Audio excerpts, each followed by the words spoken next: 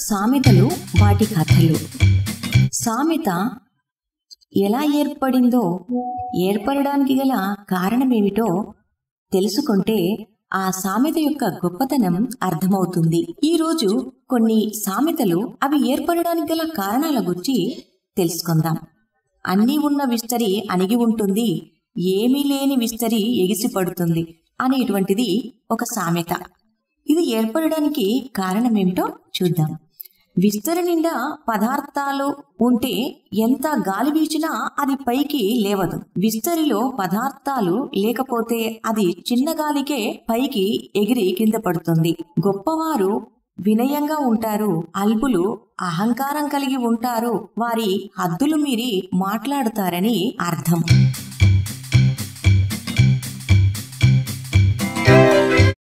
మరో సామెత, ఇంటి పేరు కస్తూరి వారు ఇంటిలో గబ్బిలాల కంపు. కస్తూరి మంచి వాసన వస్తుంది.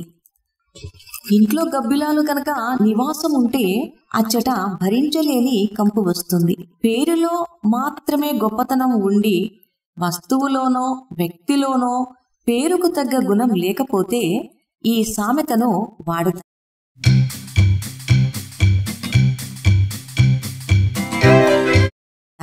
మరో సామెత, దేవుడు వరమిచ్చిన పూజారి వరమివ్వడు. భగవంతుడు మనకు మేలు చేయడానికి ప్రయత్నించిన పూజారి అడ్డుపడుతున్న విషయాన్ని ఈ సామెత తెలియజేస్తుంది. ప్రముఖులు చేసే మేలు కొన్ని సందర్భాలలో ఒక అల్పుని వలన ఆగిపోతూ ఉంటుంది. ఈ సందర్భాన్ని పురస్కరించుకొని ఈ సామెత ఉపయోగిస్తారు. అల్పుడు కూడా ఒక్కొక్కసారి పెద్ద ఆటంకం కలిగిస్తాడని దీని అర్థం.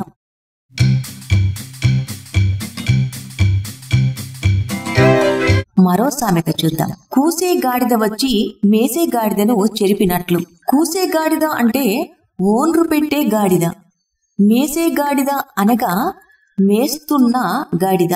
అరవడం ముఖ్యమైన పని కాదు, మేయడం మాత్రం ముఖ్యమైన పని. మేస్తున్న గాడిద వద్దకు రెండవ గాడిద వచ్చి గట్టిగా ఓన్రు పెట్టింది. ఆ శబ్దానికి చుట్టుప్రక్కల వాళ్ళు పైరు మేస్తున్న ఆ గాడిదను, ఓన్రు పెట్టిన గాడిదను రెండింటినీ చితకబాదారు. పని లేని వారు వచ్చి పని చేసుకుంటున్న వారిని చెడగొడితే ఈ సామెతను వాడతారు.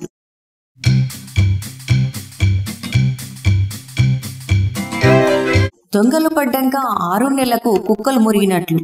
దొంగలు ఇంటిలోకి ప్రవేశించినప్పుడు కుక్కలు అరిస్తే ప్రజలు జాగ్రత్త పడి వారి సంపదను కాపాడుకుంటారు. దొంగలు వెళ్ళిన తరువాత అరిస్తే ప్రయోజనం ఉండదు కదా. అవసరానికి ఆదుకోకపోతే ఉపయోగం లేదు.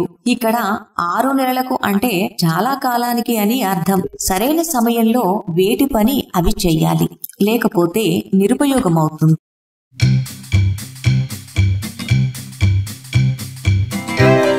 పిట్ట కొంచెం కూత ఘనం.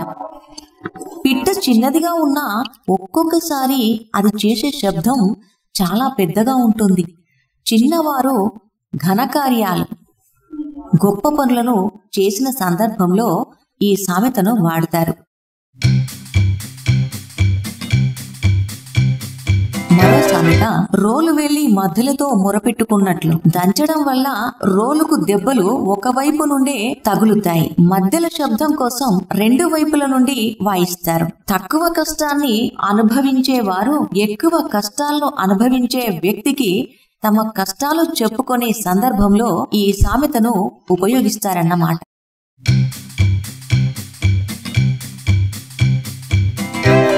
ఆకలి రుచి ఎరగదు, నిద్ర సుఖమెరుగదు.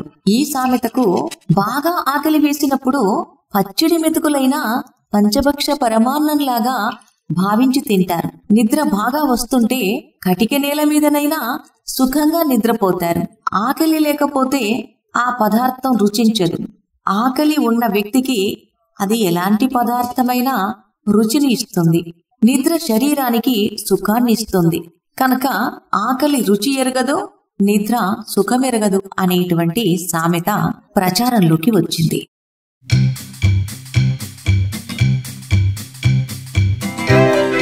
కాచిన చెట్టుకే రాళ్ల దెబ్బలు అనగా చెట్టు కొమ్మలకు చింతకాయలుంటే ఆ చింతకాయలను రాళ్ళగొట్టడానికి ఒక్కొక్కసారి ఆ చెట్టు పైకి రాళ్ళు విసురుతారు. ఎక్కువ సార్లు ఆ చెట్టుకి ఆ రాళ్ల దెబ్బలు తాకుతాయి.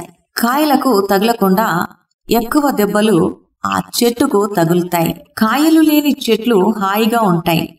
కష్టపడి పని చేసే వారికి ఎక్కువ కష్టాలు, తప్పించుకొని తిరిగే వారికి ఏ కష్టాలు ఉండవు. కనుక కాచిన చెట్టుకే రాళ్ల దెబ్బలు అనేటువంటి సామెత ప్రచారంలో ఉన్నది. ఇలాంటి మరికొన్ని సామెతలను మరో వీడియోలో చెప్పుకుందాం. అంతవరకు సెలవు.